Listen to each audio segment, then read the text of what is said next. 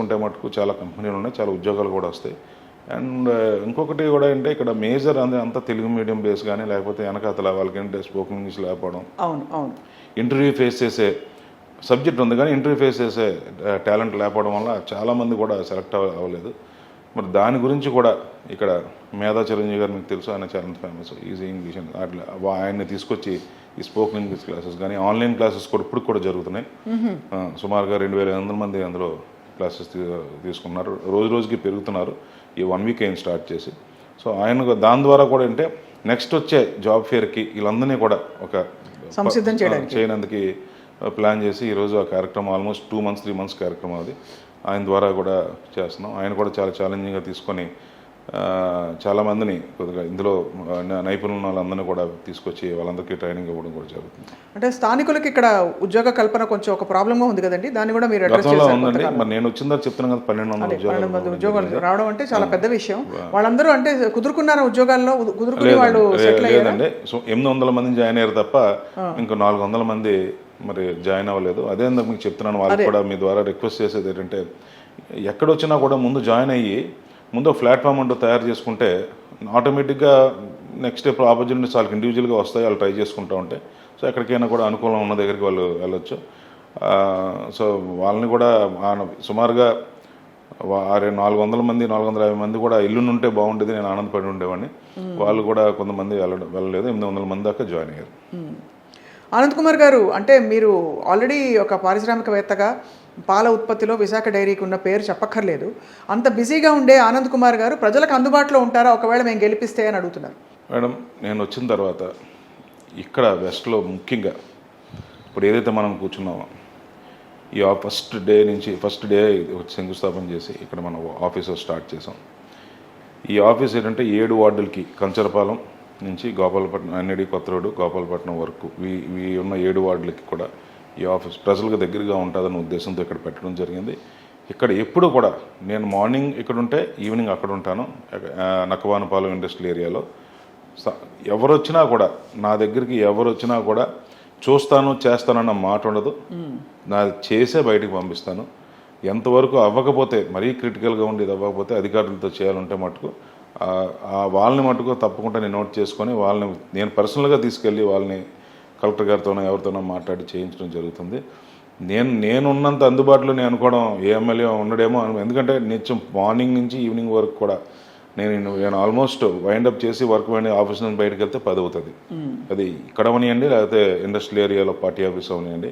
ఒకసారి ఎందుకంటే ఈరోజు జస్ట్ నేను షెడ్యూల్ పెట్టలేదు, ఎందుకంటే ఈరోజు మీరు వస్తున్నారు డిస్టర్బెన్స్ ఉంటుందని షెడ్యూల్ పెట్టలేదు. షెడ్యూల్ కానీ పెడితే ఎలా ఉండదు ఇక్కడ మొత్తం అసలు నిండిపోయి ఉంటుంది. ఎప్పుడు అంటే సమస్యలు ప్రజలకి ఏంటంటే మేడం, ఇప్పుడు ఏంటంటే చిన్న సమస్య వచ్చినా కష్టం వచ్చినా మెడికల్గా ఈరోజు చాలామందికి నేను ఎంతోమందికి మెడికల్గా హెల్ప్ చేశాను నేను. అలాగే ఎడ్యుకేషన్ పరంగా కూడా చాలా మటుకు హెల్ప్ చేస్తున్నాను కొన్ని అదనంగా. అలాగే చాలా మటుకు ఏంటంటే ముఖ్యంగా సీఎం గారి దృష్టి కూడా ముఖ్యమంత్రి జగన్మోహన్ రెడ్డి గారి దృష్టి కూడా తీసుకెళ్ళడం జరిగింది. టెక్నికల్గా చాలామంది ఇబ్బంది పడుతున్నారండి. అంటే గతంలోనే మనకి ఆధార్ ఫస్ట్ స్టార్ట్ అయినప్పుడు చాలామందికి ఏజ్డ్ పీపుల్కి కానీ వాళ్ళకి కానీ పెద్దగా లేకపోతే పల్లెటూరు నుంచి వచ్చిన వాళ్ళకి కానీ ఈ వయసు అన్నది వాళ్ళకి ఎప్పుడు రిజిస్టర్ అయ్యి ఉండదు. జనరల్గా ఏదో అనుకుంటారు పలానా డబ్బు పుట్టారు, లేకపోతే అప్పుడు ఏదైనా పెద్ద ఇన్సిడెంట్ జరిగింది అనుకోండి ఆ టైంలో పుట్టారు అనే ఫీలింగ్ ఉంటుంది తప్ప వాళ్ళకి పర్టికులర్ డేట్ నోట్ చేసుకొని ఉండదు. అలాగేంటంటే ఈరోజు 65-70 సంవత్సరాలు ఉన్న వాళ్ళు కూడా ఈరోజు 45-50 సంవత్సరాల్లోనే రిజిస్టర్ అయి ఉన్నారు ఆధార్ కార్డులోని. వాళ్ళు నిజంగా అర్హత ఉన్న వాళ్ళందరూ కూడా ఏంటంటే ఏమి చేసే పరిస్థితి లేదు ఈరోజు. టెక్నికల్గా ఇప్పుడు మన వీళ్ళు అప్లోడ్ చేసినా రిజెక్ట్ అయిపోతుంది. సో అలాంటి వాళ్ళందరూ కూడా నేను ఏదో సీఎం గారి దృష్టి ఏదో చేద్దామన్నారు. అప్పటి వరకు కూడా నేను పెన్షన్స్ ఇవ్వడం కూడా జరుగుతుంది వాళ్ళందరికీ. ఇక్కడ అడక్క మానలేకపోతాను సార్, ప్రజల వద్దకే పాలన అనే ఒక కాన్సెప్ట్తో జగన్మోహన్ రెడ్డి గారి ప్రభుత్వంలో వాలంటీర్ వ్యవస్థను పెట్టి గ్రామ సచివాలయాలు పెట్టి ఏ పని జరగాల్సినా మీరు తిరగక్కర్లేదు మీ వద్దకే పాలన వస్తుందని మొదలుపెట్టిన తర్వాత కూడా ఈ చిన్న సమస్యలు ఉత్పన్నం కావడానికి తావు ఎక్కడుంది? ఈరోజు సచివాలయ వ్యవస్థ వచ్చిన తర్వాత అన్ని పనులు జరుగుతున్నాయి మేడం. మీకు అదే చెప్పాను నేను. టెక్నికల్గా ఉన్నాయి వాళ్ళు ఏం చేయలేరంటారు. అది టెక్నికల్గా ఉన్నాయి వాళ్ళు ఏం చేస్తారు మేడం, దానికి కావాల్సిన ఒక అనుసంధానం. అది స్టేట్ వైడ్ పాలసీ. అది ఏదో ఇక వెస్ట్ వరకు వచ్చిందో లేకపోతే వైజాగ్ వరకు వస్తే ఒక కలెక్టర్ నిర్ణయం తీసుకుంటేది కాదు. స్టేట్ వైడ్ పాలసీ అది. ఇక్కడ ఒకటే సమస్య కాదు, ఆల్ ఓవర్ ఆంధ్ర ఈరోజు ఆ టెక్నికల్గా ఈ పెన్షన్స్ రాకపోవడం అన్నది టెక్నికల్గా ఉంది. దాన్ని ఆల్రెడీ సీఎం గారి దృష్టికి తీసుకెళ్ళడం జరిగింది. తప్పకుండా దాని గురించి ఆలోచిస్తున్నారు. ఎందుకంటే నిజంగా అర్హత ఉన్న వాళ్ళకి మీరు చాలామంది మీరు చూపిస్తాను నేను 70 సంవత్సరాలు ఉంటుంది, ఆధార్ కార్డులో 45-50 అంతే మధ్యన. ఇదేంటిది అని అంటే ఏమో వాళ్ళకేం తెలియదు. చాలామంది ఏంటంటే ఏం చేశారంటే ఈ వయసు ఇదైంది చెప్పి వెళ్ళి ఆటోమేటిక్గా ఆన్లైన్లో అప్లై చేసుకొని ఏజ్ మార్చుకోవడమో లేకపోతే ఆధార్ సెంటర్కి వెళ్ళి ఏజ్ మార్చుకోవడం ఏదో చేయడం వల్ల వాళ్ళు పూర్తిగా అన్క్వాలిఫై అయిపోయారు. వాళ్ళు ఇప్పుడు అప్లై చేసుకోవడానికి కూడా లేని పరిస్థితి. కానీ వాళ్ళకి తక్షణం ఆ సంక్షేమం అవసరం. ఎందుకంటే వాళ్ళ పరిస్థితి చూస్తే మీరు చాలా బాధ అనిపిస్తుంది. మనం ఏం చేస్తాం చూస్తామని కూడా అక్కడి నుంచి దాటి వెళ్ళిన మన మనసు ఒప్పుకోదు. సో అలాంటి వాళ్ళందరికీ కూడా నేను కంపల్సరీగా నేను ఎవ్రీ మంత్ జగన్మోహన్ రెడ్డి గారు పంపించింది టైంకే అదే టైంకి నేను అదే వాలంటీర్స్తో పంపించి వాళ్ళందరికీ అందజేయడం జరుగుతుంది. అయితే మీరు దాదాపు మీరు ఒక పెద్ద లిస్ట్ ఆఫ్ పీపుల్, అంటే చాలామందికి పెన్షన్లు ఇస్తున్న విషయాన్ని తెలుసుకున్నాం. మీకు ఒక సర్ప్రైజ్ కాల్ మీరు అనుమతిస్తే మీకు కాల్ చేస్తాను సార్ ఇప్పుడే. నమస్కారం అమ్మా. మీ పేరేంటమ్మా? నా పేరు వన్పాడ్ అనిత మేడం. మా హస్బెండ్ పేరు వన్పాడ్ దుర్గాప్రసాద్ మేడం. ఓకే, గుర్తుపట్టారా దుర్గాప్రసాద్ గారిని? ఆనంద్ కుమార్ గారు గుర్తుపట్టారు, రైట్. ఇక్కడ మీ ఎమ్మెల్యే అభ్యర్థి గారు కూర్చున్నారండి. వారికి ఏమైనా చెప్పదలుచుకున్నారా ఇవాళ? ఆడారి ఆనంద్ కుమార్ గారు కూర్చున్నారు. మంచి వ్యక్తి మేడం. అతని గురించి మేము చెప్పాల్సిన జనాలందరికీ తెలుసు మంచితనం గురించి.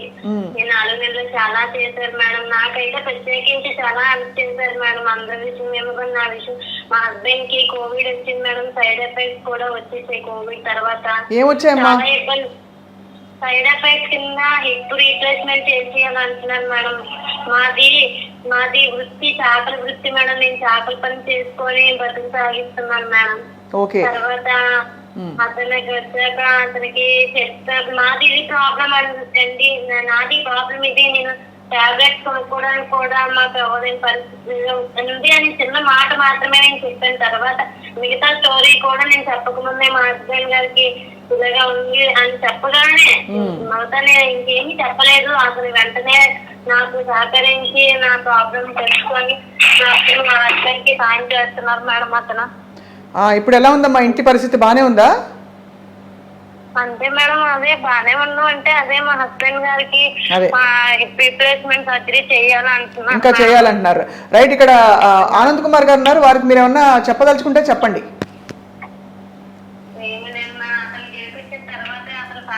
అడుగుతాను మేడం. అమ్మా బాగున్నారా? బాగున్నాను సార్. ఎలా ఉన్నారు? మీ ఆయన గారు ఎలా ఉన్నారు సార్? అదే ప్రెసెంట్ ఇప్పుడు మళ్ళీ హాస్పిటల్కి వెళ్ళారు సార్. నైట్ నుంచి లెగ్ పెయిన్ వచ్చేస్తే మా మధ్య గారు తీసుకొని వెళ్ళారు హాస్పిటల్కి. ఇంటి దగ్గర లేరు ఆయన. ఓకే అమ్మా, ఓకే. ఏమైనా ఇబ్బంది ఉంటే రండమ్మా. వస్తాను సార్, వస్తాను సార్. పెన్షన్ అది వస్తుందా? గెలిపించాకే మీ దగ్గరికి వస్తాను సార్. వస్తుంది సార్. నెల ఖచ్చితంగా టైం తెచ్చిస్తున్నాను సార్. ఓకే, థ్యాంక్ యూ అమ్మా, thank you very much. Sir government pension లాగే మీ పెన్షన్ వస్తుంది సార్. చాలా థ్యాంక్స్ సార్.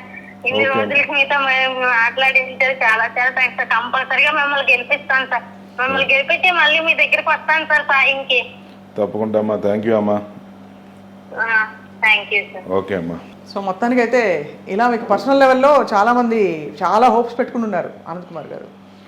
హోప్స్ అంటే ఇప్పుడు అక్కడ మీకు ఒకటే అండి, ప్రజలకి కష్టం ఉన్నప్పుడు భుజమే చేసి ఏమ్మా అని అడిగితే జీవితంలో ఎప్పుడూ కూడా వాళ్ళు మర్చిపోరు. అంటే నిజంగా అర్హత ఉండి చాలామంది ఇప్పుడు నేను ఇలా ఇస్తున్నానని చెప్పి అర్హత ఉన్న వాళ్ళు కూడా 3 బిల్డింగ్ ఉన్న వాళ్ళు కూడా కావాలని ఒక రాయేసినందుకు ఇస్తారు మా పెన్షన్ రావటం లేదు. టెక్నికల్గా కాదు, అది they are not qualified for that. అవును అవును. ఇప్పుడు 3 అంతస్తులు ఉంటాయి, 2000 SFT ఉంటుంది వాళ్ళకి, 3 మీటర్లు ఉంటాయి. ఇప్పుడు జగన్మోహన్ రెడ్డి గారి దృష్టి ఏంటి? 1 మీటర్ ఉండి 300 యూనిట్లు తక్కువ యూనిట్ యూజ్ చేసుకున్న వాళ్ళకి, అలాగే తక్కువ అంటే 1000 SFT తక్కువ ఉన్న వాళ్ళకి, వీళ్ళంటే అలాంటి వాళ్ళకి ఫస్ట్ ఫేజ్లో ముందు మనం అలా